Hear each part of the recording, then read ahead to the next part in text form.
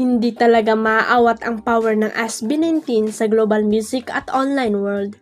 Muli na namang na-feature ang P-Pop Kings at ang latest single nilang Damn sa Forbes magazine na isang global media company na nag-feature sa business, technology, leadership at lifestyle. Ang bongga nga ng grupo ni na Estela Ajero, Pablo Nace, Josh Colin Santos, Kin Soson at Justin Dijos may article tungkol sa kanilang under business entertainment o Hollywood section ng nasabing prestiyosong digital magazine last Tuesday. SB19 hits the UK charts for the first time ang titulo ng nasabing artikulo.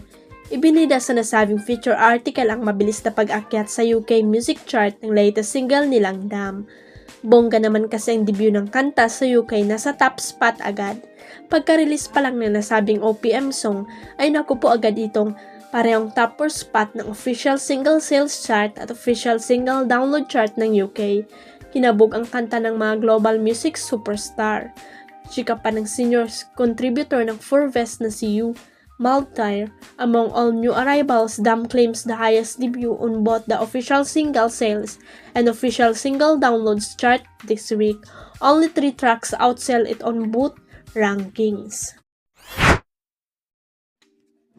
Napasana all na lang sa ganda at kaseksihan ni Andrea Brillantes ang netizen nang i-flex ng aktres ang kanyang 22nd birthday pictorial sa Instagram sa mismong araw ng kanyang kaarawan.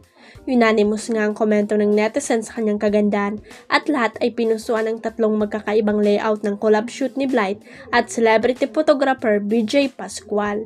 Kaaliw ang sobrang playful mood ng mga photos and at the same time ay nandoon pa rin ang hotness ni Andrea. Iba talaga ang kagandahan at kaseksihan ni Andrea kaya naman talagang marami rin ang inggit sa kanya. Pero sabi nga talbog talaga ni Andrea ang ibang mga artistang kasabayan niya.